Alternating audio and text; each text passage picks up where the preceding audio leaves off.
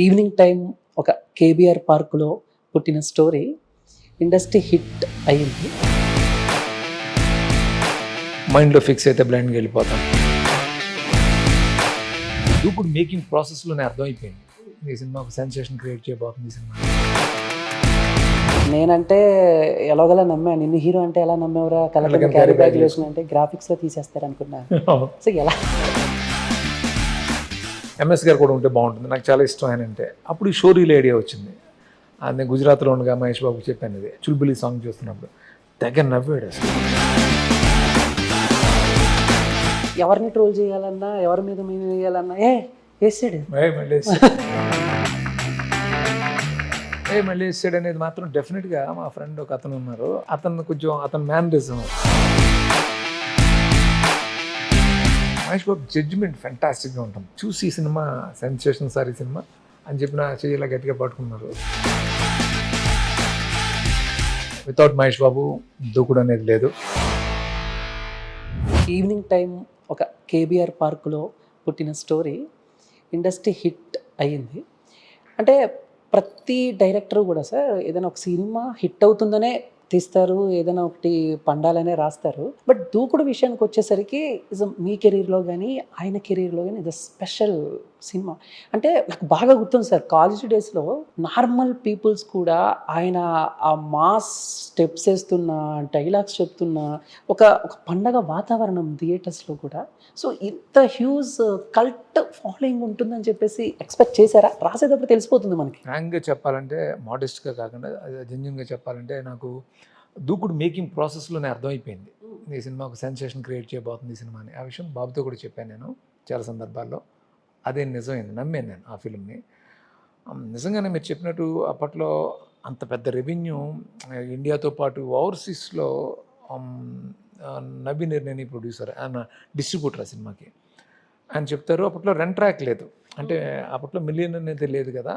So అట్లాంటి టైంలో అది మిలియన్ ఫిల్మ్గా చెప్తారు, కానీ 2.4 మిలియన్ ఆ సినిమా చేసింది. ఆ సినిమా అది ఆయనే చెప్తారు. అంటే ఇంకా కూడా కౌంట్ అంత బాగా చేసింది ఆ సినిమా. అంటే ఇంత సెన్సేషన్ అవ్వడానికి చాలా రీజన్స్ ఉన్నాయి. అందులో మెయిన్గా ఏంటంటే మహేష్ బాబుని ఆ ప్రాపర్ క్యారెక్టర్లో అన్ని షేడ్స్లో చూడడం నాకు పెద్ద రీజన్ అయింది. బట్ నేనైతే మేకింగ్ ప్రాసెస్లోనే డెఫినెట్గా సెన్సేషన్ అవుతుందని అనిపించింది నాకు. అదే నిజమైంది. అప్పట్లో మీకు దూకుడు విషయంలో మీరు ఫేస్ చేసిన ఛాలెంజెస్ ఏంటి సార్? ఆ ఛాలెంజెస్ లేవు ఆ సినిమాకి. కారణం ఏంటంటే ప్రతిరోజు ఎంజాయ్ చేశాను ఆ సినిమాని. దానికి రీజన్ మహేష్ బాబు ఇచ్చిన ఫ్రీడమ్. ఆ ఫ్రీడమ్ని ఎంజాయ్ చేస్తూ అందరం, నేను కానీ మహేష్ బాబు కానీ అందరం, ఆ ప్రొడ్యూసర్స్ కానీ అందరం ఎంజాయ్ చేస్తూనే చేసాం. అలా అదే ట్రాన్స్ఫార్మ్ అయింది థియేటర్లో. ముఖ్యంగా డైలాగ్స్ గురించి మాట్లాడుకోవాలి. సో ఆ డైలాగ్స్ కూడా మీరు దానికి పడ్డ హార్డ్ వర్క్ కానీ డెఫినెట్గా అంటే నేను డైలాగ్స్కి చాలా ఇంపార్టెన్స్ ఇస్తాను, ఆ టైమింగ్కి చాలా ఇంపార్టెన్స్ ఇస్తాను. సో మహేష్ బాబుకి నాకు టైమింగ్ బాగా సింక్ అయిపోయింది. అంటే నేను వేవ్ లెంత్ బాగా కుదరటం వల్ల సో నన్ను ఈజీగా పట్టుకున్నాడు తను. నాకు బాగా గుర్తు, ఇస్తాన్బుల్ సీన్స్ అన్ని ముందే రాసి తనకి రీడింగ్ ఇచ్చి ఫస్ట్ షెడ్యూల్ అక్కడ ఇస్తాంబుల్లో చేసినప్పుడు ఒక పర్టికులర్ సీన్ నాకు ఎప్పుడు కొంచెం షూట్ ముందు రాయటం అలవాటు.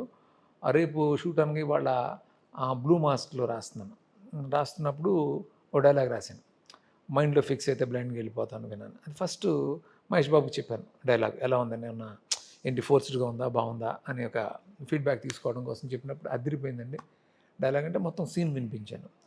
సోను సూద్కి ఇద్దరికి కాన్ఫంటేషన్ ఫోన్లో ఉంటుంది కదా, సో ఆ సీన్ను. సో అది నాకు ఒక ఎనర్జీ ఇచ్చింది. ఇంకా అక్కడి నుంచి చాలా డైలాగులు ప్రతి దాంట్లోనూ పడాలి. అంటే ఇది సెటైర్ అవ్వచ్చు, హీరోయిక్ డైలాగ్స్, వన్ లైన్ అవ్వచ్చు, ఏదైనా సరే ఆ డైలాగ్స్ అదిరిపోవాలని అనుకోవడానికి రీజన్ ఏంటంటే మహేష్ బాబు అంత బాగా డెలివరీ చేస్తున్నాడు. సో నాకు ఇంకా ఎనర్జీ వస్తూ ఉంది ఇంకా రాయడానికి. సో బేసిక్గా చాలామంది డైరెక్టర్స్ చెప్తారు స్క్రిప్ట్లో ఇన్వాల్వ్ అవ్వరు, చెప్పింది చెప్పినట్టు చేస్తారు అని. బట్ ఇవన్నీ పక్కన పెట్టేస్తే ఇస్ పర్సనల్గా కానీ లేదా ఒక సూపర్ స్టార్ అని కానీ మహేష్ బాబు గారిలో మీకు నచ్చే పాయింట్స్ ఏంటి సార్? ఒక 3 గుడ్ క్వాలిటీస్ ఏమన్నా చెప్పాలి అని అంటే ఏం చెప్తారు? మహేష్ బాబులో 3 క్వాలిటీస్ చెప్పాలంటే, ఒక డైరెక్టర్గా చెప్పాలంటే డైరెక్టర్స్ డిలైట్. నేనే కదా, అంత ఎవ్రీ డైరెక్టర్ చెప్తారు, ఎందుకంటే ఇంక అంత సపోర్ట్గా ఉంటాడు. Number 2, as a person is very humorous, very humble. తను ఛాన్స్ ఇచ్చిన డైరెక్టర్ని కూడా సార్ అనే పిలుస్తాడు. అది అతను గొప్పతనం. మహేష్ బాబు సార్ని పిలుస్తాడు. తను ఛాన్స్ ఇచ్చిన డైరెక్టర్, కొత్త డైరెక్టర్ అయినా సరే అది. అండ్ తనుంటే అసలు స్ట్రెస్ ఉండదు, సరదాగానే ఉంటుంది తప్ప తను బేసిక్గా చాలా మంచి హ్యూమన్ ఇవన్నిటితో పాటు. ఇంటర్వెల్ సీన్ గురించి మాట్లాడుకుంటే సార్, ముఖ్యంగా డైలాగ్ టైమింగ్, మహేష్ బాబు గారు చెప్పే డైలాగ్ అసలు ఎప్పుడో చూశాను సార్, నాకు ఇప్పటికీ నోటెడ్గా ఉంటాయి. అంటే కొన్ని డైలాగ్స్ సో బేసిక్గా నోటెడ్గా ఉండవు, బట్ అలా అనగానే ఆయన అభియో సాలే, నేను వచ్చింది నీ తమ్ముని అప్పచెప్పడానికి కాదు, నీ తీసుకుపోనికి, ఇదంతా in the span of 5 years, this just track my record, this is all time my record అని చెప్పి, ఏంట్రా నీ ధైర్యం అనగానే మళ్ళీ ఏదో కౌంటర్ వేసి, నాలాంటి సీన్లోకి ఎంటర్ అయినప్పుడు ఒళ్ళు దగ్గర పెట్టుకుని ఉండాలి, నాకు ఒక్క నిమిషం టైం ఇస్తే ఆలోచిస్తా, 2 నిమిషాలు టైం ఇస్తే యాక్షన్లో దిగుతా, 3 నిమిషాలు టైం ఇస్తే ముగించేస్తా అనగానే ఫైట్ స్టార్ట్ అవుతుంది. సో మీరు అన్నట్టు ఒక డైలాగ్ కూడా ఆ టైమింగ్ అనేది ఎలా సార్, అసలు ఎలా క్రియేట్ చేస్తారు అసలు? ఇందాక మీరు అడిగిన క్వశ్చన్ అంటే ఆ కాన్ఫిడెన్స్ ఉందా మీకు, ఎందుకు ఇంత అవుతుందని ఊహించారంటే, ఆల్ టైమ్ రికార్డ్ అనే డైలాగ్ పెట్టడానికి రీజన్ కూడా ఆ కాన్ఫిడెన్సే. ఓ మనం ఒక డైరెక్టర్గా, ఒక రైటర్గా ఉన్నప్పుడు మనది ఫెంటాస్టిక్గా డెలివరీ చేసి ఒక యాక్టర్ దొరికినప్పుడు మనకి విపరీతమైన ఎనర్జీ అది. సో అవి అన్నీ రాయించడం అదంతా, అందుకే చెప్తాను అది మహేష్ బాబుని ఏదో పొగడాలని కాదు, నిజంగా తన పడ్డ కష్టం, అలాగే తను నాకు ఇచ్చిన ఎంకరేజ్మెంట్, నా మీద పెట్టిన నమ్మకం వల్లే దూకుడు వచ్చింది, అలాగే పాసిబుల్ అయింది. అసలు కష్టం ఏ క్షణం ఫీల్ అవ్వలేదు, ఎంజాయ్ చేసాం, ప్రతి క్షణం ఎంజాయ్ చేస్తూ చేసాం. సార్ మీకు కామెడీ రాయటం ఈజీ సార్, బట్ అలానే మాకు అనిపిస్తుంది, కానీ ఒక పంచ్ రాసి దాన్ని జనాల్లోకి తీసుకెళ్ళి ఆ పంచ్కి మేము రియాక్ట్ అయ్యి మేము నవ్వాలి అని అంటే అది ఎంత కష్టమో మీకు తెలుసు. సో ముఖ్యంగా దూకుల్లో అలాంటి పంచ్ డైలాగ్స్ చాలా ఉన్నాయి. ఇప్పటికీ సోషల్ మీడియాలో సో ఎవరిని ట్రోల్ చేయాలన్నా, ఎవరి మీద మేము వేయాలన్నా వేసాడు మళ్ళీ వేసాడు. సో ఎలా సార్, ఎలా వచ్చినాయి సార్? అంటే బేసిక్గా మీ సర్కిల్లో ఎవరైనా రియల్గా యాక్చువల్గా మళ్ళీ వేసాడు అనేది మాత్రం డెఫినెట్గా మా ఫ్రెండ్ ఒక అతను ఉన్నారు, ఆయన అతను కొంచెం అతని మేనరిజం అది, నా close friend, long time friend, అది నేను అక్కడ అడాప్ట్ చేశాను. అతను అలా అంటూ ఉంటాడు, అది మహేష్ బాబు చాలా బాగా చెప్పాడు, నాకంటే బాగా చెప్పాడు. సో అది అలా అది ఇప్పటికీ మాట్లాడుతుంటాడు. సార్ డైరెక్టర్గా మీకు ఒక విజన్ ఉంటుంది, దాన్ని తీసుకెళ్ళి హీరోకి సార్ ఇది అని చెప్పినప్పుడు సో మీకు ఒక స్టైల్ ఉంటుంది, మీరు ఒకటి ఎక్స్పెక్ట్ చేస్తారు, అండ్ మహేష్ బాబు గారి దగ్గరికి వచ్చేసరికి అది వేరేలా మారిపోతుంది. సో అలా దూకుల్లో ఏమన్నా ఆయన కొంచెం ఇదయ్యి నేను ఇలా చేస్తాను, అలా చేస్తాను, ఇలా చేస్తే బాగుంటుంది, అలా చెప్తాను, ఏమన్నా డిస్కషన్? అసలు అది గొప్పతనం, అసలు అంత పెద్ద స్టార్ నేనేం చెప్తే అది, ఎలా చెప్తే అలాగా, నాకంటే బెటర్గా చేసిన సందర్భాలు చాలా. అంటే ఫ్రాంక్గా చెప్పాలంటే కొన్ని మాడ్యులేషన్స్, కొన్ని ఇవన్నీ నాకు గ్రిప్ ఉంటుంది కదా, సో చాలా తక్కువ సందర్భాలు అనిపిస్తుంది మనం చెప్పినట్టు వచ్చింది లేకపోతే అని. బట్ ఆ సినిమాలో చాలా ప్రతి డైలాగు తను చెప్తుంటే చాలా బాగా చెప్పాడు అని అనిపించేది నాకు. సో అట్లా జరిగింది అదంతా కూడా. ఈ స్క్రిప్ట్ రాసేటప్పుడు మీ మైండ్లో మహేష్ బాబు గారే ఉన్నారా, లేకపోతే కొన్ని ప్రాజెక్ట్స్కి ఒక స్టోరీ రాసుకుని వేరే వేరే హీరోల దగ్గరికి వెళ్ళి ఆ తర్వాత రాసుంది కాబట్టి మహేష్ బాబుని దృష్టిలో పెట్టుకునే చేసిన కథ ఇది. మీరే చెప్పారు అనుకుంటా, లేకపోతే ఎక్కడో విన్నాను నేను. సో ఈ సినిమాలో ప్రకాష్ రాజ్ గారి క్యారెక్టర్కి ముందు వేరే వాళ్ళని కూడా అనుకుంటాం, శ్రీహరి గారు నాకు బాగా క్లోజ్ కదా, నేను శ్రీహరి గారిని చేద్దామని అనుకున్నాను, తనకి చెప్పాను కూడా. తను పాపం కొంచెం హెసిటేట్ చేసాడు, అప్పుడే ఫాదర్ చేయడం కరెక్టా కాదా అని, బట్ అయినా నేను నా మీద ఇదితోటి ఒప్పేసుకుని ఉండేవాడు. ఈ టైంలో మహేష్ బాబు ఏమన్నారంటే, సరే ఆయన పాపం ఆయన ఇబ్బంది ఎందుకు పెట్టాలి, ఆయన ఫాదర్గా చేయడానికి ఇది అవుతున్నారు కదా, సో ప్రకాష్ బాగుంటాడని మహేష్ సజెస్ట్ చేశారు. ఓకే, అప్పుడు ప్రకాష్ రాజు కరెక్ట్గా అనుకున్నాం, ఆయన ఫెంటాస్టిక్గా చేశారు. సరే ఎన్ని రోజులు? ఆల్మోస్ట్ 140 days చేసాం. అందులో మీరు నమ్మరు 42 days టాకీ, అంతే ఎంటైర్ టాకీ. ఆ సినిమాలో టాకీ చాలా ఎక్కువ ఉంటుంది, 42 daysలో టాకీ తీసాం, రెస్ట్ అంతా కూడా యాక్షన్ అండ్ సాంగ్స్. దూకుడు, ఇస్తాన్బుల్, సో ఇందాక మీరు మాట్లాడినట్టు చాలా డైలీ నేను ఎంజాయ్ చేశాను అని చెప్పారు. అండ్ ముఖ్యంగా ఇస్తాన్బుల్ అంటే సరదాగా చాలా సిచ్యువేషన్స్ స్క్రీన్ మీద మేము చూసాం, కానీ స్క్రీన్ బ్యాక్ సైడ్ మీరున్నారు ఆయనతో. ఇస్తాన్బుల్ షెడ్యూల్ ఎన్ని రోజులు సార్? ఒక్క షెడ్యూలే ఐ థింక్ 15 days చేసాం ఇస్తాన్బుల్లో. మేము ఏంటంటే అక్కడ ఇస్తాన్బుల్ విపరీతమైన ట్రాఫిక్, అప్పట్లోనే చెప్పారు ఎన్నో 70 lakhs కార్స్ ఎన్నో ఉంటాయి ఆ ఊర్లో. అంటే ట్రాఫిక్ ఎలా ఉంటుందంటే మమ్మల్ని ఎలా పెట్టారంటే మా షూటింగ్ లొకేషన్స్ అన్నీ వచ్చి గలాటా బ్రిడ్జ్ ఆ సరౌండింగ్ ఉంది. అక్కడ అతని పేరు ఎలాన్ ఐ థింక్. అతను కోఆర్డినేటర్ అక్కడ లైన్ ప్రొడ్యూసర్. మమ్మల్నేమో వేరే సైడ్ పెట్టాడు. సో రోజు ప్యాకప్ చేసిన తర్వాత లొకేషన్‌లో ప్యాకప్ చేసిన తర్వాత హోటల్‌కి రావడానికి 5 అవర్స్ పట్టేది. 5 గంటలా? 5 గంటలు పట్టేది. అంటే అసలు ఇంకా బంపర్ టు బంపర్ అంటారు కదా! అంతే కదలదు అసలు ట్రాఫిక్. 1 ఆర్ 2 డేస్ చూసిన తర్వాత బాబు నాకు ఒక ఐడియా ఇచ్చాడు. ఇలా అయితే మనం చాలా లేట్ అయిపోతాం సార్. మనం ఓ పని చేద్దాం అని చెప్పి అక్కడి నుంచి ట్రామ్స్‌లోను, లోకల్ ట్రైన్స్‌లోను అలా వచ్చేస్తే 1 అవర్‌లో వచ్చేసేవాళ్ళం. ఓహో! అలా వచ్చేవాళ్ళం ఇద్దరం. సో మీరిద్దరే మేమిద్దరం సరదాగా మాట్లాడుకుంటూ మాట్లాడుకుంటూ అలా వచ్చేవాళ్ళం మేమిద్దరం. ఓకే. సో అలా జరిగింది. ఆ తర్వాత అక్కడ మేము ఉన్నప్పుడు ఏమైందంటే మేము 36th ఫ్లోర్‌లో ఉన్నాం అక్కడ. ఎర్త్‌క్వేక్ వచ్చింది ఇస్తాన్బుల్‌లో. ఏంటి సార్? Earthquake okay. భూకంపం భూకంపం అదే సార్ అర్థం. వచ్చింది. వచ్చినప్పుడు 36th ఫ్లోర్ నేను పడుకున్నాను. ఏదో తిరుగుతుంది. తిరుగుతుంది ఏంటి అని అందరూ సౌండ్స్ వినబడుతున్నాయి. సౌండ్స్ విపరీతంగా వినబడుతున్నాయి. అందరూ బయటకొచ్చేసారు. అందరూ బాబు, నేను అందరూ ఒకే ఫ్లోర్‌లో ఉన్నాం. అందరం బయటకొచ్చి అందరూ సమంత అందరూ బయటకొచ్చేసి భయపడతారు కదా! ఎర్త్‌క్వేక్ వచ్చిందని. 36 ఫ్లోర్ అంటే మాత్రం భయపడదు సార్. నెక్స్ట్ ఇయర్ పెద్ద డిజాస్టర్ కదా! తర్వాత పెద్ద డిజాస్టర్ జరిగింది అక్కడ. సో అదొకటి ఎక్స్‌పీరియన్సు. అట్లాగే ఒక హ్యూమన్ బాంబ్ బ్లాస్ట్ జరిగింది. మీరు అక్కడ ఉన్నప్పుడే? నేను అక్కడ ఉన్నప్పుడే సమంత తనకు షూట్ లేదంటే ఏదో షాపింగ్ చేసుకుంటా అంటే వెళ్ళమన్నాను నేను. అమ్మాయి వెళ్ళింది. వెళ్ళి మళ్ళీ ఇమ్మీడియట్‌గా ఫోన్ వచ్చింది. అమ్మాయి ఏదో భయపడిపోతూ ఫోన్ చేస్తే ఏంటంటే ఆ అమ్మాయి కళ్ళ ముందే ఒక 100 ఫీట్‌లోనే ఎక్కడోనంట. ఆ అమ్మాయి చెప్పింది. దగ్గరలోనే ఒక హ్యూమన్ బాంబ్ బ్లాస్ట్ జరిగింది అక్కడ. Oh my God! అదొకటి జరిగింది. లాస్ట్ డే అన్నిటికంటే పెద్ద ఇదేంటంటే వచ్చేస్తుంటే నేను ప్రొడ్యూసర్ గోపి ఇద్దరం కార్లో వస్తుంటే ఒక క్యాబ్లో వచ్చేసాం. ఫాస్ట్గా వెళ్ళిపోవచ్చు ఎయిర్పోర్ట్కి ప్యాకప్ అయిన తర్వాత నా పాస్పోర్ట్ ఇవన్నీ తనకి ఇచ్చేసాను. అవన్నీ తను ఏం చేశాడు, ఒక బ్యాగ్లో పెట్టాడు, తన ల్యాప్టాప్ బ్యాగ్లో పెట్టాడు.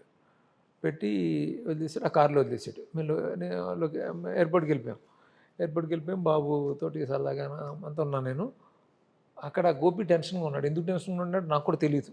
నా పాస్పోర్ట్ కూడా తన దగ్గరే ఉంది. My God! అప్పుడు తెలిసింది ఆ కార్లో వదిలేసాడు. ఇప్పుడు ఆ కార్ ఎక్కడ ఉంటుందో ఎలా తెలుస్తుంది? అసలే ట్రాఫిక్ అంతా. వాడు జెట్టి లాంటిది ఉంటుంది కదా ఒకటి, ఇంకా అక్కడి నుంచి వేరే సైడ్కి వెళ్ళిపోయాడు ఒక ఫెరీలో, కారులో. అంటే వాడికి ఫోన్ చేస్తే వాడు దొరికాడు. వాళ్ళు ఎక్కడో మొత్తం ట్రేస్ చేసి ఆ ఏరియాలో కేరేంటో తెలుసుకుని పెద్ద నెట్వర్క్ అంతా చేసి ఆడు ఫెరీలో వేరే సైడ్కి వెళ్ళిపోయాడని తెలిసిన తర్వాత వాడిని కాంటాక్ట్ చేస్తే వాడు నాకు హోప్ లేదు ఇక. బాబు ఏమో ఏడిపిస్తాడు కదా, సో మేము వెళ్ళిపోతాం, మీరు ఉండండి సరదాగా.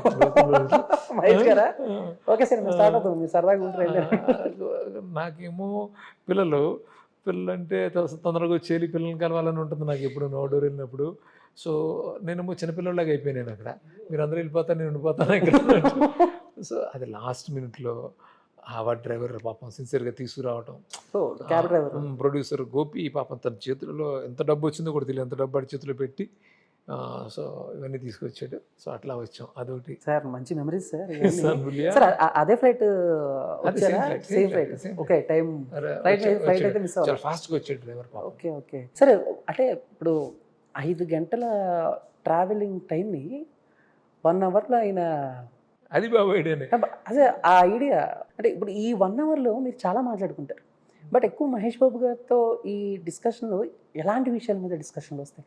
హెల్తా, జిమ్కి వెళ్ళాలి, మనం అందంగా కనిపించాలి, లేకపోతే స్టోరీస్ ఇంకేమున్నాయి మీ దగ్గర, ఈ కెరీర్ గురించి ఎలాంటి డిస్కషన్స్ ఎక్కువ పెడతారు? అవి జరుగుతాయి. దాంతోపాటు జోకులు ఎక్కువ, సరదాగా మాట్లాడుకోవటం, ప్రాక్టికల్ జోకులు ఎక్కువ. అంటే ఇద్దరికి బాగా సింక్ అవడం వల్ల ఏమైందంటే ఇద్దరు హ్యూమర్, సో ఇక విపరీతంగా సింక్ అయిపోయింది ఇద్దరికి.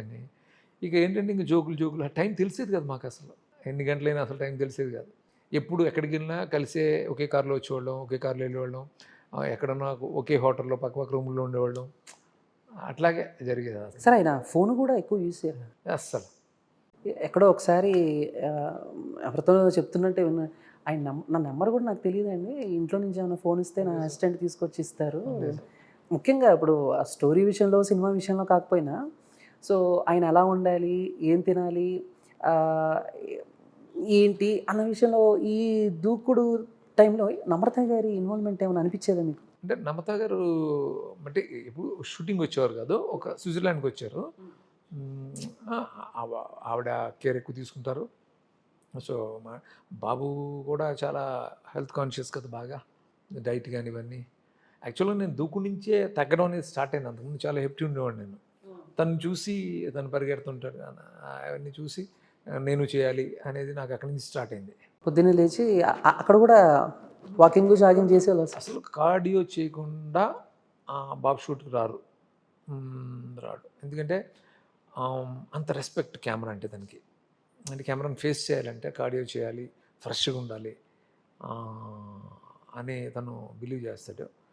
సో కెమెరాని అంటే సినిమాని అంత రెస్పెక్ట్ చేస్తాడు బాబు. భయం ఎప్పటికీ ఉంటుంది. అది ఒక extraordinary quality. Padmashri character, so Brahmanandam గారి క్యారెక్టర్ గురించి కూడా మనం దూకుడు ప్రస్తావన వస్తే సో ఖచ్చితంగా ఆ టాపిక్ ఉంటుంది. ముఖ్యంగా అసలు ఆయన క్యారెక్టర్ కూడా, సో అంటే ఒక డైలాగ్లోనే ఆయన క్యారెక్టర్ ఏంటి, అరే ఇది షూటింగా ఏంటి, అసలు లైట్లే, టీలే, కాఫీలే, అసలు జ్యూస్లే, అంటే ఆ పర్సన్కి ఆ క్యారెక్టర్కి షూటింగ్ అంటే టీలు, కాఫీలు, జ్యూసులు.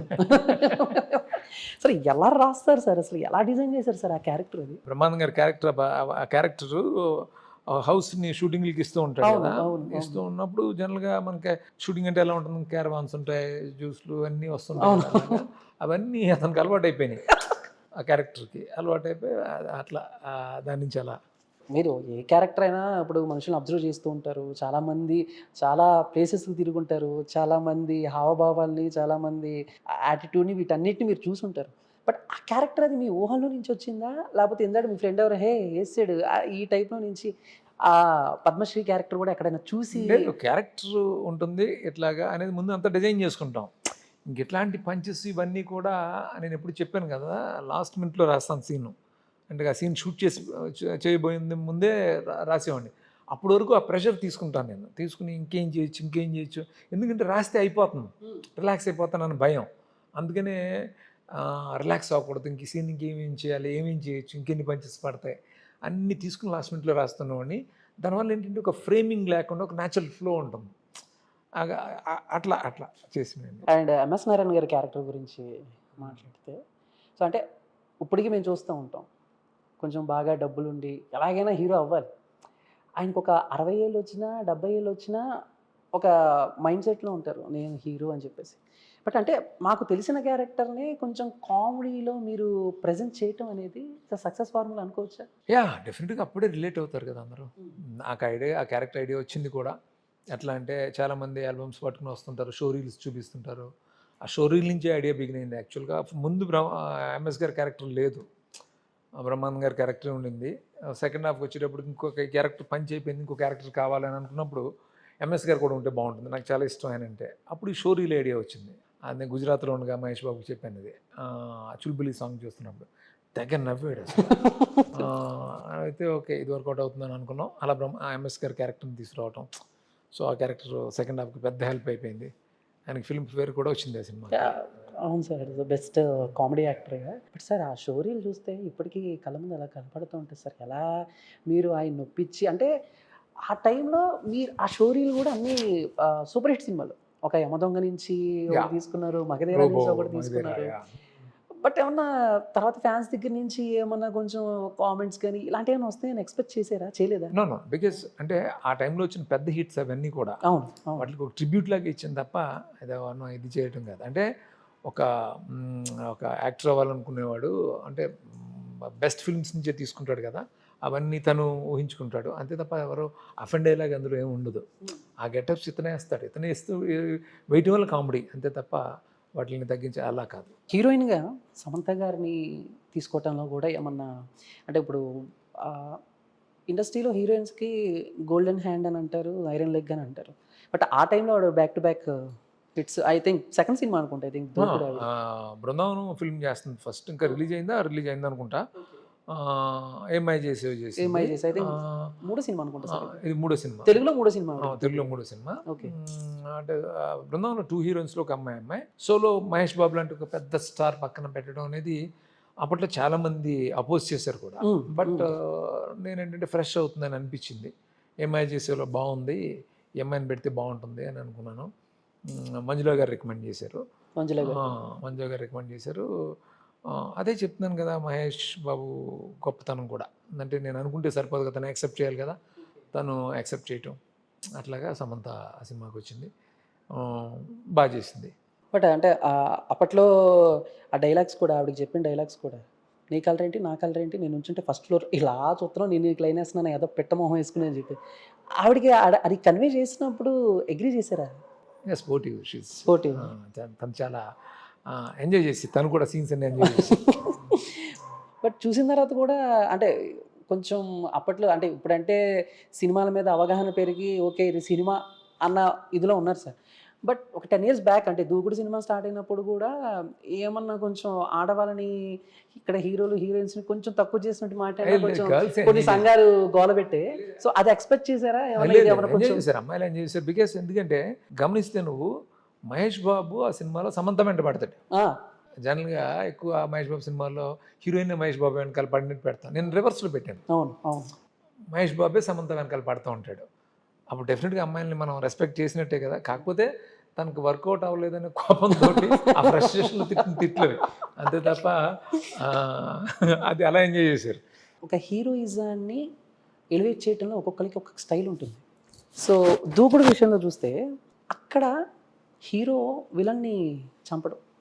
నాన్నతో కొంచెం ఇండైరెక్ట్‌గా నాన్నతో చంపిస్తాడు. అండ్ 'కాటరాజు' గారి క్యారెక్టర్ కూడా నాన్న కొంచెం నువ్వు వచ్చి తెస్తే ఏదో కొంచెం అలా ఫ్రీగా. అండ్ క్లైమాక్స్ కూడా అండ్ రావణ కాష్ట ఇదెలా సార్? అంటే ఎలా వచ్చిందంటే బేసిక్‌గా మేమేమనుకుంటాం మహేష్ బాబు గారు ఒక్కొక్కరిని లేపుకుంటూ వెళ్ళిపోతారేమో ఈ టైప్‌లో మేము ఆలోచిస్తాం. బట్ అక్కడ మీ రైటింగ్ ఏంటంటే నాన్నతో చంపించడం. విలన్ని ఒక్కొక్కరిని. సో ఏంటి సార్ ఈ ప్రాసెస్? సో డెఫినెట్గా అంటే ఊటీలో వచ్చిన ఐడియా ఇది. ఊటీలో లౌడేల్లో గెస్ట్ హౌస్లో ఉండేవాళ్ళం మేమందరం. ఉంటున్నప్పుడు సెకండ్ హాఫ్ గురించి డిస్కస్ చేస్తున్నప్పుడు, సెకండ్ హాఫ్ ఎలా చేద్దాం అంటే అప్పుడు వచ్చిన ఐడియా, ఫాదర్తో చంపించితే ఎలా ఉంటుంది అనే ఐడియా. అంటే ఫాదర్కి తెలియదు అసలు, ఫాదర్ ఇదంతా మర్చిపోయారు. తెలియని ఆ ఫాదర్ తోటి వీళ్ళని చంపించాలి, అది ఛాలెంజ్. సో ఐడియా రావటం అప్పుడు ఇమ్మీడియట్గా నాకు అనిపించింది మెర్సీ కిల్లింగ్ ఒకటి అనిపించింది, ఆ లాస్ట్ది కూడా అనిపించింది, బీబీది కూడా వచ్చింది అక్కడే. సో ఇది ఎప్పుడైతే వచ్చేసిందో సెకండ్ హాఫ్ కథ అయిపోయింది, మనకు no problem, first half detail చేసుకుని షూటింగ్ వెళ్ళిపోదాం అని చెప్పేసి అక్కడ సిట్టింగ్స్ బ్యాకప్ చెప్పి వచ్చేసాం. ఈ ఐడియా వచ్చిన తర్వాత ఊటీలో. సో అంటే ఐడియా రావటం వేరు సార్. దాన్ని ఎగ్జిక్యూట్ చేసి సక్సెస్ అవ్వటం కూడా డెఫినెట్గా ఐడియా వచ్చింది, ఇలా ఇలా చేద్దామని. దాన్ని ఎగ్జిక్యూట్ చేయటం, వాటిని ఎంటర్టైనింగ్గా డిజైన్ చేయటం. సో ఇవన్నీ స్ట్రగుల్. అదే రైటింగ్ అని అన్నారు కదా, చాలా కష్టపడ్డాం దానికి. నాకెక్కడ గ్రేట్ అనిపించిందంటే సార్ ఈ సినిమా రావణ కాస్ట్ అయిపోయిన తర్వాత మీరు ఎండ్ చేయొచ్చు. కానీ కట్ చేస్తే ఫాదర్‌కిను ప్రకాష్ రాజ్ గారికిను, మహేష్ బాబు గారికి ఒక డిస్కషన్ పెట్టి ఆయనకి తెలిసిన తర్వాత ఎందుకురా నా కోసం ఇంత చేసావనంటే జన్మనిచ్చావు కదా నాన్న అని చెప్పేసి. సో ఏంటి సార్ అక్కడితో ఎండ్ చేయకుండా మళ్ళీ ఎండింగ్‌లో ఆ కన్వర్సేషన్ పెట్టి అంటే ముఖ్యంగా ఆ డైలాగ్‌ని చెప్పించడం వెనక మీ ఇదేంటి? ఇది కూడా ఎగ్జాక్ట్గా ఊటీలోనే జరిగింది. హ్మ్. ఈ 3 కిల్లింగ్స్ ఇలా జరుగుతాయి.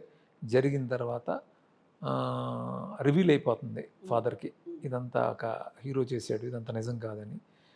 తెలిసినప్పుడు ఎందుకు చేసావు ఇన్ని అద్భుతాలు, అది మన ఎందుకు చేసావు ఇదంతా అని అడిగితే, నేను నీకేం చేశాను అని ఫాదర్ అడిగినప్పుడు, నాకు జన్మనిచ్చాను అన్న.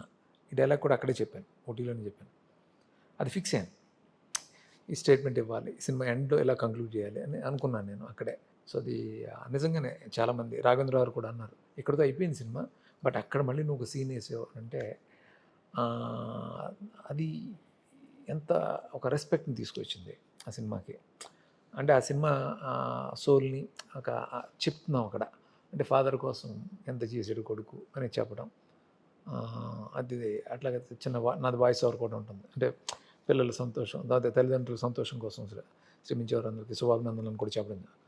సో అది చెప్పాలని అనుకున్నాను నేను. ఫాదర్ అండ్ సన్ టాపిక్ వచ్చింది కాబట్టి సో ఇప్పుడు ఈ స్టోరీని కానీ లేకపోతే సినిమా అయిపోయిన తర్వాత ఏమైనా రషెస్ కానీ అప్పటి కృష్ణ గారికి చూపించడం, ఆయన ఇన్వాల్వ్ అవ్వటం ఇలా ఏమైనా జరిగిందా? కృష్ణ గారిలో గొప్పతనం కానీ, మహేష్ బాబులో గొప్పతనం కానీ ఏంటంటే, వన్స్ డైరెక్టర్ నమ్మిన తర్వాత అదేంటి ఇదేంటి ఏం ఉండవు అసలు. ఐ మీన్ ఇన్వాల్వ్ అవ్వటం అంటే వింటాం, అసలు ఏమి, ఆయన సినిమా చూశారు, సినిమా చూసి before release I think first day చూశారు, చూసి ఆయన చెప్పేశారు ఇండస్ట్రీ హిట్ అవుతుంది ఈ సినిమా, మొత్తం Oh. రికార్డులు కొట్టేస్తుంది అని చెప్పారు. ఆ తర్వాత రిలీజ్ రోజే ఆయన బాబుని, నన్ను, అందరిని ఇంటికి లంచ్కి ఇన్వైట్ చేశారు.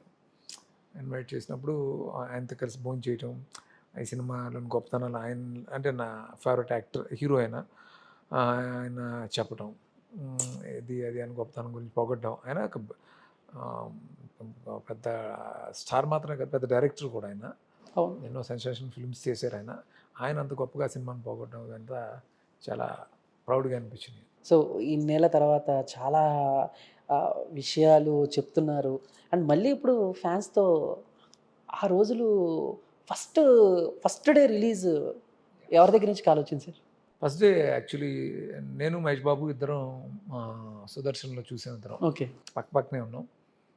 ఆ రెస్పాన్స్, మహేష్ బాబు జడ్జిమెంట్ ఫెంటాస్టిక్గా ఉంటుంది.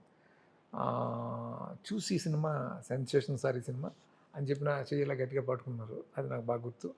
ఆ థియేటర్ నుంచి మేము బయట రావడం ఎంత కష్టమైందంటే అసలు అద్దాలు పగిలిపోయి అంతా జరిగింది. సో మీ ఇద్దరం కారులో వస్తున్నప్పుడు కృష్ణ గారు ఫోన్ చేశారు. కృష్ణ గారు ఫోన్ చేసి బాబుతో మాట్లాడడం, తర్వాత మళ్ళీ నాతో మాట్లాడడం, ఇదంతా జరిగింది. సో అప్రిషియేషన్ ఇదంతా నాకు అక్కడి నుంచి కంటిన్యూస్గా ఎన్నో పార్టీలు ఎన్నో జరిగినాయి. అంటే అలా ఆ రోజు ఆ సినిమా అంతా అంతే, ఒక సెలబ్రేషన్ సినిమా, సెలబ్రేషన్. సరే ఒకసారి మళ్ళీ దూకుడు గురించి మాట్లాడితే క్యారెక్టర్స్ అంటే నాన్న ఎమోషన్, ఇక్కడ చూస్తేనేమో ఈ పోలీస్ క్యారెక్టర్, మధ్యలో చూస్తేనేమో ఈ కొంతమందితో ఈ కామెడీ ట్రాక్, అంటే 3 లైన్స్ని ఒకేసారి మీరు చూపించారు. సో రైటింగ్లో కూడా చాలా ఛాలెంజెస్ ఉంటే చాలా కష్టపడతారు. బట్ ఈ టైంలో ఎక్కడైనా స్టక్ అయిపోయారా ఈ క్యారెక్టర్ని? మల్టీ లేయర్డ్ ఫిల్మ్ దూకుడు. ఎస్. సో అన్ని క్యారెక్టర్స్ని, అన్ని లేయర్స్ని బ్లెండ్ చేసి చేయటం screen play really very tough. అందుకే ఆ సినిమాకి అంత రిజల్ట్ వచ్చింది. నాకు చెప్తున్నాను కదా, నాకు అన్నిటికంటే నాకు ఒక సినిమా, ఒక మంచి సినిమా నేను చేయాలని అంటే నాకు కావాల్సింది బడ్జెట్లు ఇవేవిది కాదు, ఫ్రీడమ్ కావాలి నాకు. ఆ ఫ్రీడమ్ బాబు నాకు ఇవ్వటం వల్ల నాకు ఏది కష్టం అనిపించలేదు. ఎందుకంటే కాన్స్టెంట్గా ఆలోచిస్తూనే ఉండేవాడిని. ఇప్పుడు మనం రకరకాల ఐడియాలు రావాలంటే ఎలా, మళ్ళీ ఒప్పుకుంటారో ఒప్పుకోరో, ఎందుకు ఇది ఇది ఇది ఓకే అయిపోయింది కదా, ఇలా వెళ్ళిపోవచ్చు కదా, అది లేదు.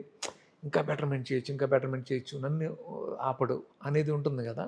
సో దానివల్ల అలా వచ్చింది ఆ ఫిల్మ్. సార్ అంటే ఇప్పుడు ఇందాక మీరు మహేష్ బాబు గారి గురించి చెప్పారు, ఆయనతో క్వాలిటీస్ అయినా చెప్పారు. బట్ అంటే మనతో పక్కనే కూర్చున్న వ్యక్తి ఆఫ్ కెమెరా ఒకలాగా, అండ్ ఆన్ కెమెరా వెళ్ళంగానే, కెమెరా పెట్టంగానే మహేష్ బాబు గారు కెమెరా ముందుకు రాగానే ఏదైనా ఒక విషయంలో సర్ప్రైజ్ అయ్యారా? అంటే పర్టికులర్గా ఆ మూమెంట్లో షూటింగ్ టైంలో? చాలా సందర్భాల్లో పర్టికులర్గా మీరు ఇందాక చెప్పారే ఆ లాస్ట్ సీన్ ఉంటుంది కదా, నాకు జన్మనిచ్చాను అన్న సీను, తను ఎమోటైజ్ చేసిన విధానం అంటే చాలా తక్కువ టైంలో క్విక్గా చేసాం సీన్ ఎక్స్ప్లెయిన్ చేసి, ఇది బాబు అంటే నేను ఎప్పుడు కూడా ఈరోజు ఈ సీను అని ముందు రోజు చెప్పింది అలా చేసింది లేదు. ఇంకా అది ఫాస్ట్గా చేస్తున్నాం రీచ్ అవ్వాలని ఈ సీన్ చేసేద్దాం అనుకున్నాను. టక్కన తనకు చెప్పడం, ఇమ్మీడియట్గా కొంచెం ప్రిపేర్ అవ్వడం, తన ఇదిలో ప్రిపేర్ వచ్చి చేసినప్పుడు తను ఎమోట్ చేసిన విధానం నిజంగా చాలా షాకింగ్గా భలే అనిపించింది, ఫెంటాస్టిక్ అని అనిపించింది. అట్లా చాలా సందర్భాల్లో తను రన్నింగ్ చేసే విధానం కానీ ఎక్కడైనా సరే చాలా బాగా, చాలా సందర్భాల్లో నేను చెప్పింది మళ్ళీ ఇస్తాడు అనేది నా ఫ్రెండ్ ఎలా చెప్తాడో ఎగ్జాక్ట్గా తను చేసి నేను చెప్పినప్పుడు యాసిడ్ థింక్ చేయడం కానీ, నా మాడ్యులేషన్స్ అన్ని పట్టుకోవడం కానీ చాలా సార్లు నన్ను సర్ప్రైజ్ చేసాడు. చాలా విషయాలు మనం మాట్లాడుకున్నాం, క్యారెక్టర్స్ గురించి, దాని గురించి. అండ్ రన్నింగ్ స్టైల్ అయింది ఒక డిఫరెంట్ ఒకటి ఉంటుంది. ముఖ్యంగా చూసుకుంటే ఇంటర్వెల్ సీన్లో ఆ 2 కత్తులోటి పట్టుకుని పైనుంచి ముఖ్యంగా చెప్పాలంటే ఫైట్ సీక్వెన్స్ అనేవి కంపోజ్ చేయడంలో కూడా మీ ఇన్వాల్వ్మెంట్ ఎంత ఉంటుంది? నేను డెఫినెట్గా ఎప్పుడు కూడా యాక్షన్ ఫైట్ మాస్టర్కి వదిలేసి ఏదో తీసేయండి అని చెప్పను. నేను ముందు అప్పట్లో ఏంటంటే 100% నేను ఫైట్ ఎలా ఉండాలి డిజైన్ చేసి, ఒక రెఫరెన్స్లు కూడా ఇట్లా ఉండాలి ఆ టైంలో చేసేవాడిని. అట్లాగే ఈ ఫైట్ ఇలా ఉండాలి, ఈ ఫైట్ ఇలాగే ఉండాలి, ఇక్కడ స్టార్ట్ అవ్వాలి, ఇలా వెళ్ళాలి, అక్కడి నుంచి ఈ గ్రాఫ్ ఇలా మొత్తం అంతా ముందు అనుకుని ఫైట్ మాస్టర్తో క్లియర్గా డిస్కస్ చేసి ఎగ్జిక్యూట్ చేసేవాళ్ళు. అంటే ఈ మధ్య ఏంటంటే సార్, ఇప్పుడు ఒక సినిమా హిట్ అయితే ఆ సినిమా టైటిల్‌తోనూ, ఆ క్యారెక్టర్స్‌తోనూ 2 ఎప్పుడు? పార్ట్ 2 ఎప్పుడు? అని చెప్పేసి అడుగుతూ ఉంటారు. అండ్ డైరెక్టర్స్‌కి కూడా అది ఒక రకంగా ఛాలెంజ్ అని చెప్పాలి. బట్ ఆ టైంలో 'దూకుడు' హిట్ అయిన తర్వాత మేబీ ఈ మధ్య అయితే ఎక్కువ పార్ట్ 2 ఎప్పుడు? పార్ట్ 2 ఎప్పుడు? ఇయి ఉన్నాయి గానీ అప్పట్లో ఆ క్వెషన్స్ కూడా రైజ్ అయ్యేయి కదా సార్. మళ్ళీ 'దూకుడు 2' తీసి ఆ అజయ్ అనే ఒక క్యారెక్టర్‌ని పెట్టి ఈ క్యారెక్టర్స్‌తో ఇంకోటి చేద్దాం ఈ అంటా టైప్‌లో. ఉంటారు. అప్పట్లో కాదు కానీ తర్వాత తర్వాత అంటా ఉంటారు ఎప్పుడును. హ్మ్. అంటే ఎప్పుడు కూడా ఎలా ఉంటుందంటే అలా చేయాలనుకుంటే రాదది. ఒక మంచి కథ రావాలి. నేను అయితే అదే ఆలోచిస్తాను. ఎప్పుడు కూడా మహేష్ బాబుతో సినిమా చేయాలంటే దూకుడంత మంచి కథ వచ్చినప్పుడే మహేష్‌ని అప్రోచ్ అవ్వాలని నా మనసులో ఉంటుంది ఎప్పుడును. సో, పర్టిక్యులర్‌గా మీ సినిమాలో మ్యూజిక్ విషయంలో మీ ఇన్వాల్వ్‌మెంట్ ఎంతవరకు ఉంటుంది? జస్ట్ లైక్ టైమింగు సిట్యుయేషన్ చెప్పి మీరు మ్యూజిక్ డైరెక్టర్‌కి ఫ్రీడమ్ ఇచ్చేస్తారా? లేకపోతే ఈ సిట్టింగ్స్‌లో గూడా కూర్చుంటారా? ఎందుకంటే 'దూకుడు' ఆల్బమ్ అంటే కొన్ని ఆల్బమ్స్ సూపర్ హిట్ అవుతాయి. అంటే కొన్ని సినిమాల్లో 1, 2 సాంగ్స్ హిట్ అవుతూ ఉంటాయి సార్. ఆల్బమ్ హిట్ అవ్వటం చాలా రేర్‌గా జరుగుతుంది. అది 'దూకుడుగా' జరిగింది. సో, ముఖ్యంగా సాంగ్స్ గురించి ఏం చెప్తారు? సాంగ్స్ అప్పుడు యాక్చువల్‌గా నాకు అప్పటి వరకు 'దేవి' చేసేవాడు రెగ్యులర్‌గా. ఫస్ట్ టైమ్ బ్రేక్ చేసి 'తమన్' అని అనుకున్నాను. ఓకే. 'తమన్' అని అనుకున్నప్పుడు 'తమన్‌కి' ఏం చెప్పానంటే నేను కాకినాడలో ఉన్నాను. I was in Kakinada that time. ఆహ్, నాకొక 2 సిట్యుయేషన్స్ చెప్పి, ఈ 2 సిట్యుయేషన్స్‌కి నువ్వు సాంగ్స్ చెయ్యి. నాకు నచ్చితే గనక డెఫినిట్‌గా నువ్వే మ్యూజిక్ డైరెక్టర్ అని చెప్పాను. హుహు. సో, అప్పుడు తను చేసి పంపించాడు. నేనప్పుడు ఐ థింక్ మళ్ళీ నేను బాంబేకెళ్ళాను. బాంబేకెళ్ళినప్పుడు బాంబేకి నాకు సీడీ వచ్చింది. విని నాకు విపరీతంగా నచ్చినియి. విపరీతంగా నచ్చి మహేష్ బాబుకి 'కలేజా' షూట్‌లో ఉన్నారు.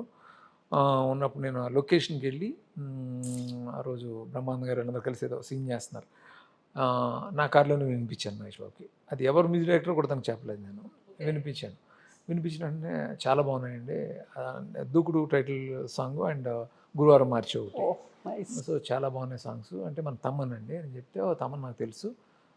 Go ahead." కదా బాబుకి అసలు డైరెక్టర్ ఇదని ఆయన ఎప్పుడు కాదని అనరు కదా! సార్ మళ్ళీ ఇప్పుడు 15 ఇయర్స్ తర్వాత రిలీజ్ అవ్వటం. సార్ ఏంటి సార్ ప్లానింగ్స్ ఏంటి? ఎక్కడ చూడాలి? ఎలా చూడాలి? ఏమన్నా ప్లానింగ్స్ ఉన్నాయా? నాకు మెయిన్ థియేటర్‌కెళ్ళి చూడాలనే ఉంది. మళ్ళీ 'సుదర్శన్'. అంటే రీవిజిట్ చేయాలి. ఆ ఫస్ట్ డే అన్నీ మెమరీస్ అన్నీ నాకు మళ్ళీ వస్తాయి. ఓహ్! బాబుతో వెళ్ళిన మెమరీస్ ఇయన్నీ వస్తాయి. సో, మెయిన్ థియేటర్‌కెళ్ళాలనే ఉంది నాకు. 15 ఇయర్స్ అయిన సందర్భంగా రేపు ఫ్యాన్స్ అందరూ 'దూకుడు' రీ రిలీజ్‌ని ఒక మంచి సెలబ్రేషన్‌లా చేసుకుంటారు. సో, ఫ్యాన్స్‌కి ఏం చెప్తారు సార్? అంటే ఒక మెసేజ్ అనుకోండి. లేకపోతే ఏం చెప్తారు ఏంటి? ఫ్యాన్స్‌కి ఏం చెప్తారు? నాకు చాలా హ్యాపీ. అంటే ఫ్యాన్స్ ఈ సినిమాకి వాళ్ళు ఎంత ఎంజాయ్ చేశారు. ఎంత ఎంత నాకు ఇంకా గుర్తుంది. ఆ ఫ్యాన్స్ అనేది ఎంత సపోర్ట్ ఇస్తారు, ఎంత ఎనర్జీ ఇస్తారు, ఎంత అంటే అంత నిస్వార్థంగా సెలబ్రేట్ చేసుకుంటారు. సో, ఫ్యాన్స్ అనేది నిజంగా ఒక గిఫ్ట్ ఎవరికైనా సరే. సో, ఆ ఫ్యాన్స్ ఉంటూ నిజంగా హీరోలు అదృష్టం. అట్లాగే చాలా అంటే ఫ్యాన్స్‌కి నేను చెప్పేదంటే నిజంగా మీ సపోర్టు, మీ లవ్ ఎప్పటికీ మర్చిపోలేనిది. సో, ఎన్నో సినిమాల్ని ఎక్కడెక్కడో పెట్టారు మీరందరూ. సో, ఎప్పటికి మీకు ఇండెప్టెడ్ అంతే. ఆల్మోస్ట్ ఎప్పుడు ఫ్యాన్స్ మిమ్మల్ని అడిగేదే.